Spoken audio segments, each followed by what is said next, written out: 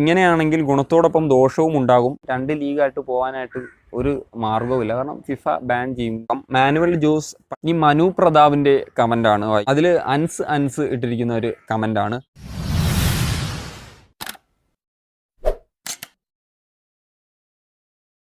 Hi friends, it's me Abi Basharaf and എല്ലാവർക്കും food and ബോളിൻ്റെ മറ്റൊരു വീഡിയോയിലേക്ക് സ്വാഗതം.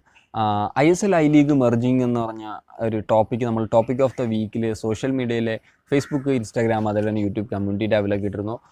അതിൽ കമൻറ്റ് വന്നത് ബെസ്റ്റ് കമൻസും എൻ്റെ ഒരു വ്യൂ പോയിൻറ്റും ഒക്കെയാണ് നമ്മൾ ഇന്നത്തെ ഒരു വീഡിയോയിൽ നോക്കാൻ പോകുന്നത്. ഏതായാലും നമുക്ക് വീഡിയോയിലേക്ക് പോയേക്കാം.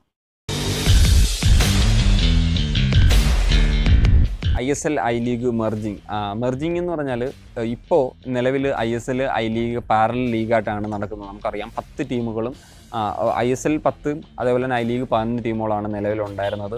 ഏതായാലും ഇപ്പോൾ ഒരു ടോപ്പ് ഡിവിഷൻ ലീഗായിട്ട് അടുത്ത വർഷം ISL മാറ്റിയേക്കാം എന്നുള്ളതാണ് ഇപ്പോഴത്തെ ചർച്ചകൾ നടക്കുന്നത്. ഏതായാലും എനിക്ക് തോന്നുന്നു അടുത്തൊരു സീസൺ ആകുമ്പോഴത്തേക്കും 12 ടീമുകളാക്കി ISL മാറ്റണം എന്നുള്ളതാണ്. അത് ഈസ്റ്റ് ബംഗാൾ, മോഹൻ ബഗാൻ എന്നിവരെ ഇൻവൈറ്റ് ചെയ്യുക എന്നുള്ളതാണ് എൻ്റെ ഒരു സജഷൻ. പിന്നെ കാലക്രമേണ, അതായത് അതിൽ നിന്ന് ഓരോ വർഷവും ഐ ലീഗിലെ ബെസ്റ്റ് ടീമുകൾക്ക് പ്രൊമോഷൻ കൊടുത്തിട്ട് ഓരോ ടീമുകൾക്ക് പ്രൊമോഷൻ കൊടുത്ത് 16 ടീമുകളാക്കി 2024 ആകുമ്പോഴത്തേക്കും 16 ടീമുകളാക്കി പിന്നീട് അതുവരെ പ്രൊമോഷൻ മാത്രം, പിന്നീട് റെലഗേഷൻ പ്രൊമോഷൻ സിസ്റ്റം ഉണ്ടാക്കുക എന്നുള്ളതാണ് വേണ്ടത്.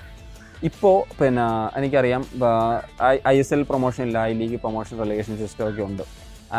ഐ ലീഗ് ഈ ഒരു പ്രൊമോഷൻ റെലഗേഷൻ സിസ്റ്റം വരുമ്പോഴത്തേക്കും തന്നെ ഒരു ഇൻറ്റൻസിറ്റി, അതിനുള്ളൊരു മാറ്റം തന്നെ നമുക്ക് ഉണ്ടാകാൻ പറ്റും.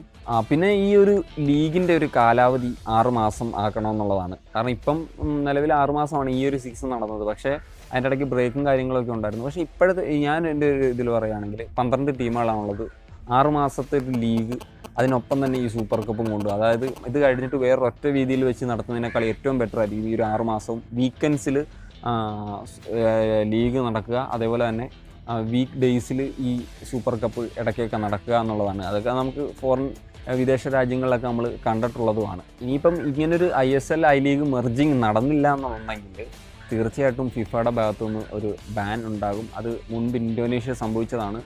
ഇപ്പോൾ 2 വർഷത്തേക്ക് മാത്രമാണ് ഈ ഒരു ഇളവ് കിട്ടിയത്. കാരണം 2 ലീഗായിട്ട് പോകാനായിട്ട് ഒരു മാർഗ്ഗവുമില്ല. കാരണം ഫിഫ ബാൻ ചെയ്യും. ഇന്തോനേഷ്യക്ക് ബാൻ കിട്ടിയത് 2-3 വർഷം അവർക്ക് international matches of friendly vote. ഇപ്പോൾ ഏഷ്യ കപ്പിന് അവർക്ക് കളിക്കാൻ സാധിക്കാതിരുന്നത് ഈ ഒരു കാരണത്താലാണ്. അവർക്ക് ക്വാളിഫിക്കേഷൻ പോലും കളിക്കാൻ സാധിച്ചിട്ടില്ല. അപ്പോൾ ഇങ്ങനത്തെ പ്രശ്നങ്ങളൊക്കെ ഉണ്ടാകാനുള്ള ചാൻസ് ഉണ്ട്. അതുകൊണ്ട് തന്നെ എത്രയും പെട്ടെന്ന് ഒരു ഒറ്റ ലീഗാക്കി first division, second division, third division എന്നുള്ളൊരു പ്രോസസ്സ് തീർച്ചയായിട്ടും മാറണം. ഇനിയിപ്പം AFC സ്ലോട്ടിലേക്ക് വരുമ്പോഴത്തേക്കും ISL ജയിക്കുന്ന ടീമുകൾക്ക് ACL സ്ലോട്ടും അതേപോലെ തന്നെ സൂപ്പർ കപ്പ് ജയിക്കുന്ന ടീമുകൾക്ക് ഈ AFC കപ്പ് സ്ലോട്ടും കൊടുക്കുക. അതാകുമ്പം ഇപ്പോൾ ഐ ലീഗ് ടീമുകൾക്ക് അതിൻ്റെ കാര്യത്തിൽ അത് അവർക്കും മത്സരിച്ച് ജയിച്ച് വന്നിട്ട് ആ ഒരു ക്വാളിഫിക്കേഷൻ നേടാനുള്ളൊരു ചാൻസ് ഉണ്ടാകും. ഇനിയിപ്പോൾ വിദേശി കളിക്കാരുടെ എണ്ണം, അതായത് സ്ക്വാഡിലെ എണ്ണത്തിൻ്റെ കാര്യത്തിൽ ഇപ്പം നിലവിൽ 7 വിദേശികളാണ് ISL ഉള്ളത്. ഇത് തന്നെ തുടരണമെന്നാണ്. 2024 വരെയെങ്കിലും ഈ എണ്ണം കുറയ്ക്കാതെ കുറയണം. കാരണം ആദ്യ സീസണിൽ 12 ആയിരുന്നു, പിന്നീട് അത് കുറച്ചു. ഇപ്പം കഴിഞ്ഞ സീസണിൽ 8 ആയിരുന്നു, ഈ സീസണിലാണ് 7 ആയത്. എനിക്കൊന്ന് ഈ 2024 വരെ ഈ ഒരു സിസ്റ്റം കൊണ്ടുപോകണം. കാരണം ഇനിയും കുറച്ച് കഴിഞ്ഞ്, അതായത് കഴിഞ്ഞ വർഷം 8 നിന്ന് ബഡ്ജറ്റിൻ്റെ ഭാഗമായിട്ടാണ് കുറച്ചത്. പക്ഷേ ബഡ്ജറ്റിൽ കുറയുമ്പോൾ ക്വാളിറ്റി കുറയും എന്നുള്ളതാണ്. ഇപ്പോൾ 7 ഒരു മോശമല്ലാത്തൊരിതാണ്. ഫസ്റ്റ് 11ൽ 5 ആണ് വേണ്ടത്. അതൊരു മോശമല്ലാത്ത ഒരു ഇതാണ്. അപ്പം അത് മുന്നോട്ട് പോവുക. അതിനുശേഷം ഇപ്പോൾ 3+1 റൂൾ ഫോളോ ചെയ്താലും കുഴപ്പമില്ല. ഏതായാലും അതുവരെ ഈ ഒരു വിദേശ കളിക്കാരുടെ എണ്ണത്തിൽ ഇത് പാലിക്കുക തന്നെ വേണം. നമുക്കറിയാം പല ISL ക്ലബ്ബുകളും ഐ ലീഗ് ക്ലബ്ബുകളും ഒക്കെ നഷ്ടത്തിലാണ് എന്നുള്ള കാര്യം. കാരണം ലോകത്തിലെ എല്ലാ ക്ലബ്ബുകളും, ലോകത്തെ ഏത് ക്ലബ്ബാണെങ്കിലും അവരുടെ ഏറ്റവും വലിയൊരു സാമ്പത്തിക സ്രോതസ്സ് എന്ന് പറയുന്നത് സാറ്റലൈറ്റ് റൈറ്റ് വഴിയിട്ടുള്ള ഒരു ഇതാണ്. അപ്പം ഇന്ത്യയിൽ തന്നെ എനിക്ക് തോന്നുന്നു പ്രീമിയർ ലീഗ്, ഇംഗ്ലീഷ് പ്രീമിയർ ലീഗിന് 500 കോടിയാണ് സാറ്റലൈറ്റ് റൈറ്റ്. ഇംഗ്ലീഷ് പ്രീമിയർ ലീഗിനേക്കാളും കൂടുതൽ ആളുകൾ കാണുന്ന ഒരു ലീഗാണ് ISL. ISLന് 1 രൂപ പോലും സാറ്റലൈറ്റ് ഇനത്തിൽ കിട്ടുന്നില്ല. കാരണം എന്താ? ISLൻ്റെ 33% ഷെയർ സ്റ്റാറിനാണ്. അതുകൊണ്ട് തന്നെ സാറ്റലൈറ്റ് റേറ്റ് എന്നുള്ള ഒരു വകുപ്പിൽ 1 രൂപ പോലും കിട്ടത്തില്ല. ഇപ്പം IPL സ്റ്റാർ സ്പോർട്സ് വാങ്ങിച്ച് എത്ര രൂപയ്ക്കാണെന്നൊക്കെ അറിയാം. പക്ഷേ ഈ ഒരു ബിസിനസ് മോഡൽ സാറ്റലൈറ്റ് റൈറ്റ് എന്നുള്ള രീതിയിൽ ഉണ്ടായിക്കഴിഞ്ഞാൽ തീർച്ചയായിട്ടും ആ ഒരു ഇനത്തിൽ നിന്നും വരുമാനങ്ങൾ ഉണ്ടാക്കാൻ സാധിക്കും. അത് ക്ലബ്ബുകൾക്ക് വീതിച്ചു കൊടുത്താൽ തന്നെ, ഇപ്പം 500 കോടിയെന്ന് ഞാൻ പറഞ്ഞു, അതിൽ കൂടുതൽ നമുക്ക് ഉണ്ടാക്കാൻ സാധിക്കും. ആ ഒരു ഇത് ഉണ്ടാക്കി കഴിഞ്ഞാൽ 500 കോടിയാണെങ്കിൽ 10 ടീമാണെങ്കിലും എത്ര രൂപ, 50 കോടി ഒരു എസ്റ്റിമേറ്റ് ഞാൻ പറഞ്ഞതാണ്. ഇപ്പം ഫുൾ എമൗണ്ട് ഇവർക്ക് തന്നെ കിട്ടണമെന്നില്ല. അങ്ങനെ ഒരു എമൗണ്ട് എങ്കിലും ഇപ്പോൾ സ്പോൺസർഷിപ്പ് അല്ലാതെ വേറൊരു പൈസയെങ്കിലും ഇവർക്ക് ഇത് കിട്ടും. അത് തന്നെ ക്ലബ്ബുകൾക്കൊരു ഒരു കച്ചിത്തുരുമ്പായിരിക്കും. ഒരു പൈസ ആ ഒരു ഇനത്തിൽ കിട്ടിക്കഴിഞ്ഞാൽ ക്ലബ്ബുകൾ, ഇപ്പം പല ISL ക്ലബ്ബുകളൊക്കെ നഷ്ടത്തിലാണ്. അതൊക്കെ അവർക്ക് യൂസ് ചെയ്യാൻ പറ്റും. പിന്നെ ഐ ലീഗ് ക്ലബ്ബുകളെയും ഇപ്പം ഇനിയിപ്പം ഈ ഒരു അടുത്ത സീസണോട് കൂടി തന്നെ ഇപ്പം ISLലേക്ക് ഫ്രാഞ്ചൈസി ബിഡ് ചെയ്തിട്ട് വരുന്ന ഒരു പ്രോസസ്സ് നിർത്തണം. അല്ലാതെ ഐ ലീഗിൽ കളിച്ചിട്ട് വേണേൽ കോർപ്പറേറ്റ് ബിഡ് വെക്കാം. അവിടുന്ന് വേണമെങ്കിൽ പ്രൊമോഷനായി വരുന്നൊരു സെറ്റപ്പ് വേണമെങ്കിൽ കൊടുക്കാം. കാരണം ഇപ്പോൾ JSWയും ടാറ്റയും ഓൾറെഡി ഒരു കോർപ്പറേറ്റ്സ് ISL ഉള്ളത് കൊണ്ട് തന്നെ പുതിയ കോർപ്പറേറ്റുകൾ, ഇപ്പോൾ ബിർള ഗ്രൂപ്പ് ആണെങ്കിലും അതേപോലെ തന്നെ പല ഗ്രൂപ്പുകൾ ITC ആണെങ്കിലും അങ്ങനെ ഇപ്പോൾ ഈവൻ ലുലു ആണെങ്കിൽ പോലും അങ്ങനെയുള്ള ഗ്രൂപ്പുകളൊക്കെ വന്നു കഴിഞ്ഞാൽ ലീഗിലൊരു സാമ്പത്തികമായിട്ട്, കാരണം അവർക്ക് എങ്ങനെ അത് മാർക്കറ്റ് ചെയ്യണോ അങ്ങനെ കാര്യങ്ങളൊക്കെ അറിയാം. അപ്പോൾ ആ ഒരു സംഭവം വരും. ഇതൊക്കെയാണ് ഈ ഒരു ISL ഐ ലീഗ് മെർജിങ്ങിനെ പറ്റി എൻ്റെ ഒരു അഭിപ്രായം. ഇനി നമുക്ക് കുറേ ആരാധകർ കമൻറ്റ് ചെയ്തിട്ടുണ്ട്. അതിൽ ഫേസ്ബുക്കിലാണെങ്കിലും യൂട്യൂബിലാണെങ്കിലും ഉള്ള ബെസ്റ്റ് ഒരു 3 കമൻറ്റുകൾ ആണ് ഞാൻ നോക്കുന്നത്. എൻ്റെ ഏറ്റവും ബെസ്റ്റായിട്ട് തോന്നുന്ന കമൻറ്റുകൾ. ആദ്യം ഫേസ്ബുക്കിൽ വന്ന കമൻറ്റുകളാണ് നമുക്ക് നോക്കാൻ പോകുന്നത്. 3 കമൻറ്റുകൾ നോക്കാം. മാനുവൽ ജോസ് പടിഞ്ഞാറയിലാണ് ഒരു കമൻറ്റ് ഇട്ടിരിക്കുന്നത്. ISL and I league merge ചെയ്യണം, ഒരു ലീഗ് മതി. ഫസ്റ്റ് ഡിവിഷനിൽ നിലവിൽ ഏറ്റവും മികച്ച 14 ടീംസ് വേണം. പിന്നീട് ലീഗ് മെച്ചപ്പെടുത്തുന്നതനുസരിച്ച് കൂടുതൽ ടീമിനെ ആഡ് ചെയ്യാം, തീരുമാനിക്കാം. ബാക്കി വരുന്നതിനെ സെക്കൻഡ് ഡിവിഷനിലേക്ക് കളിപ്പിക്കാം. പ്രൊമോഷൻ ആൻഡ് റെലിഗേഷൻ സിസ്റ്റം വേണം. ഓരോ സീസൺ അവസാനിക്കുമ്പോൾ സെക്കൻഡ് ഡിവിഷൻ ടോപ്പ് ഫിനിഷ് ചെയ്യുന്ന 1-2 ടീമിന് ഫസ്റ്റ് ഡിവിഷനിലേക്ക് പ്രൊമോട്ട് ചെയ്യണം. അതുപോലെ ഫസ്റ്റ് ഇയറിൽ ഏറ്റവും ലാസ്റ്റ് ഫിനിഷ് ചെയ്യുന്നതിനെ റെലിഗേറ്റ് ചെയ്യണം സെക്കൻഡ് ഡിവിഷനിലേക്ക്. ടീം സ്ക്വാഡിൽ മാക്സിമം 8 ഫോറിൻ പ്ലേയേഴ്സിനെ ആഡ് ചെയ്യാൻ കഴിയണം. 5 പ്ലേയേഴ്സ് ഗ്രൗണ്ടിൽ ഇറങ്ങാൻ പറ്റണം. ഇത് കൂടുതൽ കാണികളെ ആകർഷിക്കും. ഇതൊക്കെയാണ് പറഞ്ഞിരിക്കുന്നത്. ഏതായാലും നല്ലൊരു സജഷനാണ് അദ്ദേഹം പറഞ്ഞിരിക്കുന്നത്, മാനുവൽ. പിന്നെ എനിക്ക് ഇത് തന്നെയൊക്കെയാണ് തോന്നുന്നത്.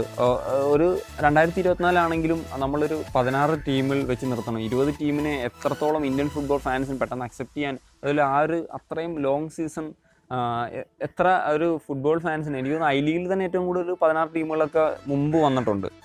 അതൊരു വീക്കെൻഡ്സിലായിട്ട് തന്നെ ഒരു 6-7 മാസത്തിനുള്ളിൽ അവസാനിപ്പിച്ച് ഈ ഒരു പറഞ്ഞ പ്രോസസ്സ് വന്നു കഴിഞ്ഞാൽ വളരെ ബെറ്റർ ആയിരിക്കും. ഈ മനു പ്രതാപിൻ്റെ കമൻ്റാണ് വായിക്കുന്നത്. അദ്ദേഹം പറയുന്നത് മെർജിങ് വേണം, ഒറ്റ ഫസ്റ്റ് ഡിവിഷൻ വേണം, നെക്സ്റ്റ് സീസണിൽ 12 ടീമുകൾ, എന്നിട്ട് ഓരോ സീസണിലും ഓരോ ടീമിനെ വെച്ച് ഫസ്റ്റ്, അതായത് ഐ ലീഗിൽ നിന്ന് പ്രൊമോട്ട് ചെയ്യപ്പെടണം. 16 ടീം ടോപ്പ് ലീഗിലാകണം. എന്നിട്ട് original AFC rule 4 foreign players with 1 Asian ആണ്.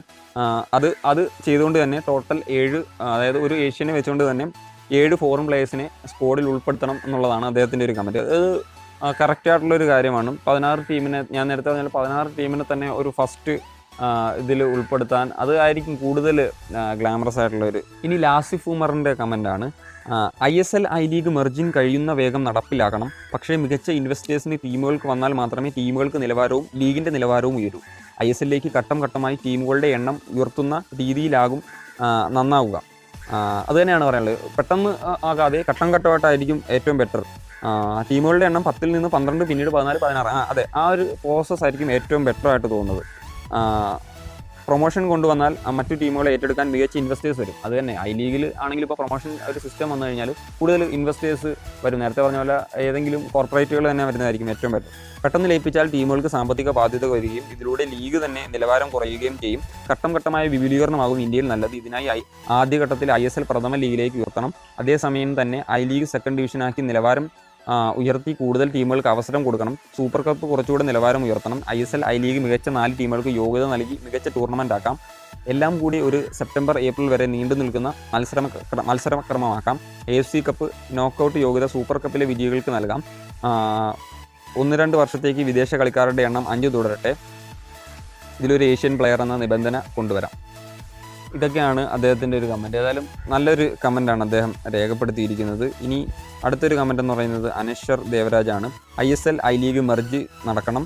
ISL ഫസ്റ്റ് ഡിവിഷൻ നിലവിലുള്ള ഐ ലീഗ് സെക്കൻഡ് ഡിവിഷൻ ആക്കണം. മെർജ് ആയാൽ 20 ടീം ഫസ്റ്റ് ഡിവിഷൻ ISL വരണം. അതേപോലെ തന്നെ EPL പോലെ റിലഗേഷൻ പ്രൊമോഷനൊക്കെ വേണം.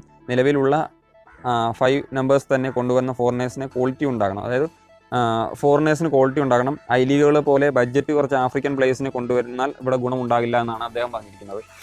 അതൊരു കറക്റ്റായിട്ടുള്ള ഒരു കാര്യം തന്നെയാണ്. നല്ല ക്വാളിറ്റിയുള്ള പ്ലേയേഴ്സ് പറഞ്ഞു. ഇപ്പോൾ 7 കുറച്ചപ്പോഴും ഇച്ചിരി എനിക്ക് തോന്നുന്നത് ബഡ്ജറ്റ് കുറയ്ക്കുന്ന ഭാഗമായിട്ട് ആദ്യം നമുക്ക് ക്വാളിറ്റി ഉണ്ടാക്കുക, ഫാൻസിനെ ഉണ്ടാക്കി എടുക്കുക എന്നുള്ളതാണ് ഏറ്റവും ഇമ്പോർട്ടൻ്റ് ആയിട്ടുള്ള കാര്യം. ഇതൊക്കെയാണ് ഫേസ്ബുക്കിൽ വന്ന കമൻറ്റുകൾ. നമുക്കിനി യൂട്യൂബിലേക്ക് നോക്കാം. അതിൽ അൻസ് ഇട്ടിരിക്കുന്ന ഒരു കമൻറ്റാണ്. I league ISL all teams വേണം, ലോങ് ടൈം ലീഗ് ആയിരിക്കണം, 4 foreign players in first 11. It helps Indian football players to more chance to play Indian football. അതൊരു ചാൻസ് ആയിരിക്കും to prove quality of our players to the world of football. But a long league will be not easy at all. അദ്ദേഹം പറഞ്ഞിരിക്കുന്നത് I ലീഗിലെ ISL എല്ലാ ടീമുകളും first ഡിവിഷനിൽ കളിക്കണം, 4 foreign players എന്നുള്ളതാണ്. എനിക്ക് തോന്നുന്നു ഒറ്റയടിക്ക് ആ ഒരു സിസ്റ്റം വന്നു കഴിഞ്ഞാൽ നേരത്തെ പറഞ്ഞാലും അതൊരു ഗുണം ചെയ്യില്ല. എന്തായാലും അതൊരു നല്ല ആശയം തന്നെയാണ് അദ്ദേഹത്തിന്. ഇനി അടുത്തൊരു ഇൻ്റലിജൻ്റ് ആയിട്ടുള്ളൊരു കമൻറ്റാണ് മുഹമ്മദ് നാസറിൻ്റെ. ലയനം നല്ല തീരുമാനം, ഒരൊറ്റ ലീഗ് വരണം, 16 ടീമുകളാണ് തുടക്കത്തിൽ നല്ലത്, റിലിഗേഷൻ വേണം, വിദേശ കളിക്കാർ 5. ഇതൊരു നല്ല ഇൻ്റലിജൻ്റ് ആയിട്ടുള്ള ഒരു ഇതാണ്. പക്ഷേ വിദേശ കളിക്കാർക്ക് സ്ക്വാഡിൽ 7 ആകാം, പ്ലേയിങ് 11-ൽ 5 എന്നുള്ളതാണ് എൻ്റെ ഒരു സജഷൻ. ഇനി അടുത്തൊരു കമൻറ്റ് എന്ന് പറഞ്ഞാൽ അദ്ദേഹം പറഞ്ഞിരിക്കുന്നത് അബ്ദുൽ ബാസിത്താണ്. ഇങ്ങനെയാണെങ്കിൽ ഗുണത്തോടൊപ്പം ദോഷവും ഉണ്ടാകും. സെമി ഫൈനൽ, ഫൈനൽ ഇതിനു പകരം ലീഗ് ടോപ്പേഴ്സ് ആയിരിക്കും ചാമ്പ്യൻസ്. ഇത് ലീഗിൻ്റെ ആവേശം കുറയ്ക്കും എന്ന കാര്യത്തിൽ സംശയമില്ല. അഥവാ ഇങ്ങനെ അല്ലെങ്കിൽ തരം താഴ്ത്തൽ ബ്ലാസ്റ്റേഴ്സ്, ബംഗളൂരു പോലത്തെ ആരാധകർ കൂടുതലുള്ള ടീംസ് ഉൾപ്പെടുകയാണെങ്കിൽ അത് പിന്നെ പറയേണ്ട ആവശ്യമില്ലല്ലോ. ദൈർഘ്യം കൂടുതലുള്ളതനുസരിച്ച് സാധാരണക്കാർ കളി കാണാൻ വരുന്നത് കുറയും. ഒപ്പം നിലവിൽ ISL ജീർണിച്ചുകൊണ്ടിരിക്കുകയാണ്. ആദ്യ സീസണിലുള്ള കാണികൾ നിലവിലില്ല.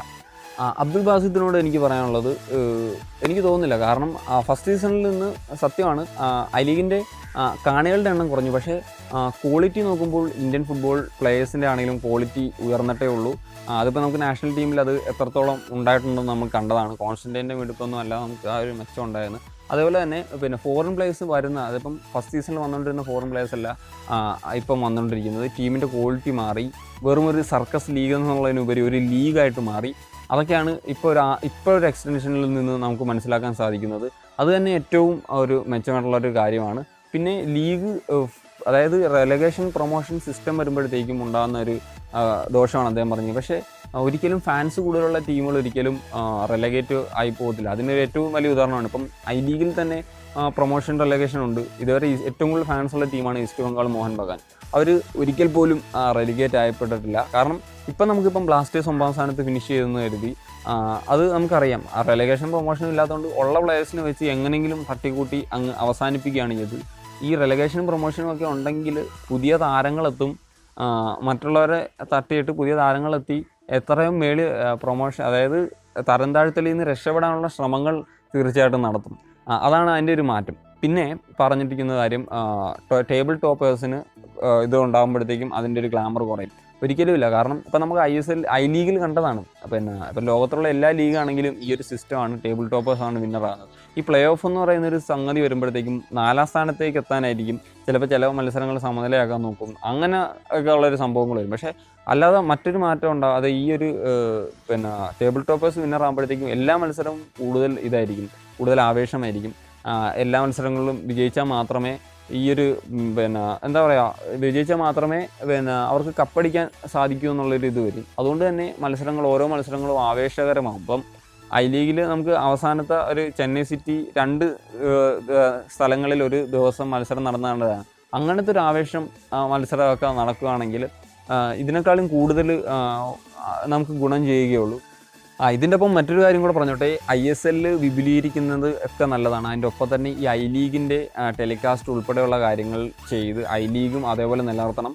അതായത് സെക്കൻഡ് ഡിവിഷനായിട്ട് കൂടുതൽ ടീമിനെയൊക്കെ ആഡ് ചെയ്തുകൊണ്ട് തന്നെ അവരെ ഞാൻ പറഞ്ഞല്ലോ എല്ലാ വർഷവും ഓരോ ടീമുകളായിട്ട് പ്രൊമോട്ട് ചെയ്യണം. 2024 ശേഷം പ്രൊമോഷൻ റിലഗേഷൻ സിസ്റ്റം വരണം. അതിനൊപ്പം ഇപ്പം നമുക്കറിയാം second division, I league second division, ഇപ്പം ഇത് വന്നതോടുകൂടി 3rd ഡിവിഷനായി മാറാൻ പോകുന്ന ആ ലീഗിനെ ഇപ്പം നടക്കുന്നത് ഒരു 3 ഗ്രൂപ്പുകളായിട്ട് തിരിച്ച് 18 ടീമുകൾ, അങ്ങനെ ഒരു സെറ്റപ്പാണ്. അതിൽ നിന്ന് മാറ്റി അതൊരു ലീഗ് സിസ്റ്റം ആക്കണം. അതിപ്പം സോൺ തിരിച്ചിട്ടാണെങ്കിലും കുഴപ്പമില്ല. ഇതേപോലെ തന്നെ 5-6 മാസം നീണ്ടു നിൽക്കുന്ന ഒരു ലോങ് സീസണാക്കി മാറ്റണം. അവർക്കും സൂപ്പർ കപ്പ് പോലുള്ള ഡൊമസ്റ്റിക് കപ്പുകൾ കളിക്കാനുള്ള ഒരു അവസരവും കൊടുക്കണം. ഇതൊക്കെയാണ് ഇന്നത്തെ ഒരു വീഡിയോയിൽ നിങ്ങളടുത്ത് പറയാൻ ഉദ്ദേശിച്ചത്. ഏതായാലും വീഡിയോയുടെ ലെങ്ത് അല്പം കൂടിപ്പോയെന്ന് തോന്നുന്നു. ഏതായാലും നിങ്ങൾക്ക് ഈ വീഡിയോ ഇഷ്ടമായെന്ന് വിശ്വസിക്കുന്നു. ഇഷ്ടമായെങ്കിൽ തീർച്ചയായിട്ടും ലൈക്ക് ചെയ്യുക. അതുപോലെ തന്നെ നിങ്ങളുടെ അഭിപ്രായങ്ങൾ തീർച്ചയായിട്ടും കമൻറ്റ് ചെയ്യുക. ചാനൽ ഇതുവരെ സബ്സ്ക്രൈബ് ചെയ്യാത്തവരാണെങ്കിൽ തീർച്ചയായിട്ടും സബ്സ്ക്രൈബ് ചെയ്യുക. മറ്റൊരു അടിപൊളി വീഡിയോ ആയിട്ട് കാണുന്നതായിരിക്കും. It's me Abi Basharaf, signing of.